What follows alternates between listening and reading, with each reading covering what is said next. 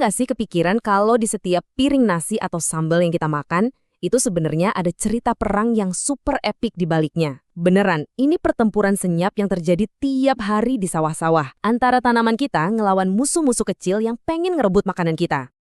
Yap, ini perang. Seriusan. Cuma musuhnya itu bukan tentara pakai tank. Musuhnya itu kecil banget.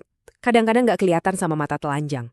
Tapi jangan salah, dampaknya itu bisa bikin kita gagal panen besar-besaran. Dan kalau udah gitu, ya siap-siap aja harga beras, jagung, atau cabai di pasar melambung tinggi.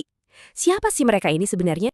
Oke, biar gampang, kita anggap aja ini kayak lagi main game. Di sudut biru ada player 1, tanaman pangan kita. Misinya simple, tumbuh sehat, berbuah banyak, terus jadi makanan buat kita semua. Nah, di sudut merah ada player 2, geng hama dan penyakit. Misi mereka juga simpel banget, bertahan hidup dengan cara makanin tanaman kita. Dari sinilah semua drama ini dimulai. Nah, buat ngadepin player 2 yang suka main kroyokan ini, kita yang nggak bisa diem aja dong. Para ilmuwan udah nyiapin jagoan-jagoan andalan kita. Anggap aja ini kayak player karakter yang udah kita pilih dan kita upgrade abis-abisan. Kenalin, jagoan kita ini namanya varietas unggul tahan, atau kita singkat aja food. Gampangnya, food ini adalah tanaman yang dari lahir emang udah dikoding sama ilmuwan buat punya armor bawaan. Armor ini sebenarnya adalah gen ketahanan yang bikin mereka kebal sama serangan hama atau penyakit tertentu. Keren banget kan? Tapi tunggu dulu. Namanya juga game, player 2 itu nggak bakal mau kalah gitu aja. Mereka tuh pinter, mereka bisa beradaptasi, atau kasarnya mereka bisa nge-cheat. Nah, sekarang kita bakal bedah aturan mainnya. Gimana sih pertarungan ini sebenarnya terjadi di level genetik yang super kecil itu? Oke, aturan dasarnya itu namanya teori gen lawan gen. Biar gampang, bayangin aja sistem kunci dan gembok. Tanaman kita punya gembok, yaitu gen pertahanan. Terus, si hama datang bawa kunci. Kalau gemboknya si tanaman ngenalin kuncinya hama, klik. Pertahanannya langsung aktif, hamanya mental. Tapi, kalau si hama ini pintar dan dia ganti bentuk kuncinya, gembok tanaman kita jadi nggak ngenalin lagi. Alhasil, si hama bisa masuk seenaknya tanpa ketahuan. Licik kan? Nah, dari situ ada 2 jenis armor utama. Yang pertama namanya ketahanan vertikal. Anggap aja ini kayak God Mode Shield big game, super duper kuat. Bikin tanaman jadi kebal total 100%. Tapi, ada tapinya, shield ini cuma ampuh buat ngelawan satu jenis serangan spesifik. Kalau musuhnya datang pakai serangan tipe lain, ya tameng ini nggak ada gunanya sama sekali. Jenis armor kedua ada ketahanan horizontal. Kalau yang ini lebih mirip full plate armor. Tanaman kita nggak jadi kebal total, nggak jadi invincible. Tapi semua jenis serangan yang datang itu damage-nya jadi berkurang drastis. Jadi dia lebih tahan banting ngelawan macam-macam musuh. Walaupun ya masih bisa kena luka dikit-dikit. Nah, masalah paling gedenya muncul di sini. Coba bayangin, kalau semua petani se-Indonesia pakai satu varietas super dengan God Mode Shield yang sama. Ini fase yang namanya boom, panen melimpah, semua senang. Tapi ini justru bikin para hama jadi tertekan banget dan maksa mereka buat evolusi super cepat. Cuma buat nyari satu-satunya kelemahan dari tameng itu. Begitu kelemahan itu ketemu, tamengnya langsung pecah. Tanaman kita hancur semua. Dan inilah fase bust. Siklus boom and bust ini udah kayak mimpi buruk di dunia pertanian. Oke, biar nggak ngawang-ngawang, kita langsung masuk ke story mode-nya. Kita lihat contoh nyata paling legendaris yang pernah terjadi di Indonesia, pertarungan epik antara padi melawan wereng batang coklat. Anggap aja ini level pertama yang wajib kita tamatin, biar paham. Ceritanya tuh bener-bener kayak film. Coba lihat.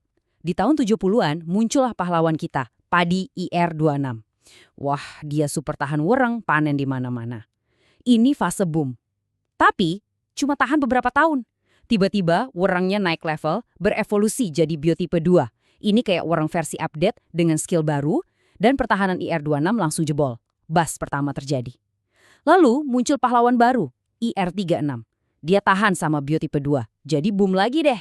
Tapi, ya ampun, sejarah keulang lagi. Werengnya evolusi lagi jadi biotipe 3, dan IR36 pun tumbang. Setelah itu, ada masa damai yang cukup panjang sama varietas Ciherang. Tapi puncaknya di tahun 2010, muncul populasi wereng balu yang super ganas yang akhirnya bikin Ciherang Bull ambruk di mana-mana. Siklus boom and bust ini bener-bener nyata. Dan ternyata, game ini gak cuma ada di dunia perpadian loh.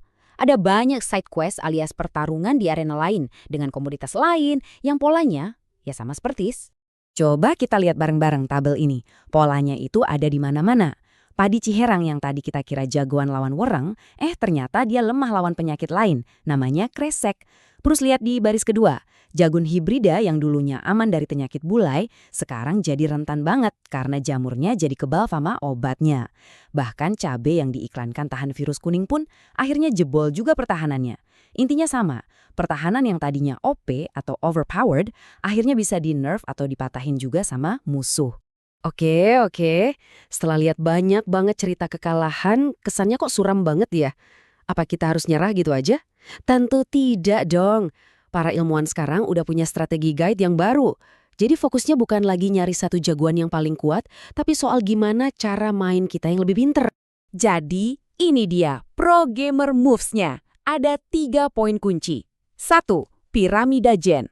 Maksudnya, jangan cuma pakai satu lapis tameng, tapi tumpuk beberapa tameng dengan kekuatan yang beda-beda di satu tanaman. Ini bikin musuh jadi jauh lebih pusing buat nembus pertahanan kita. 2. Rotasi varietas.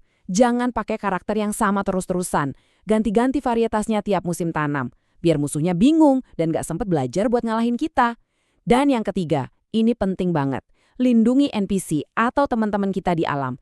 Kurangi pestisida yang membabi buta, biar predator alami kayak laba-laba yang sebenarnya ngebantuin kita makanin hama bisa tetap hidup. Jadi, kalau kita tarik kesimpulannya, sebenarnya ini semua kembali ke satu hal. Pertarungan di atas piring makan kita ini bukan lagi soal menciptakan satu varietas super yang tak terkalahkan. Itu kayaknya mustahil. Tapi ini semua adalah tentang seberapa cerdas kita memainkan permainannya, seberapa pintar kita mengelola evolusi biar nggak selalu ketinggalan. Nah, pertanyaannya sekarang, sudah siapkah kita semua buat main lebih cerdas?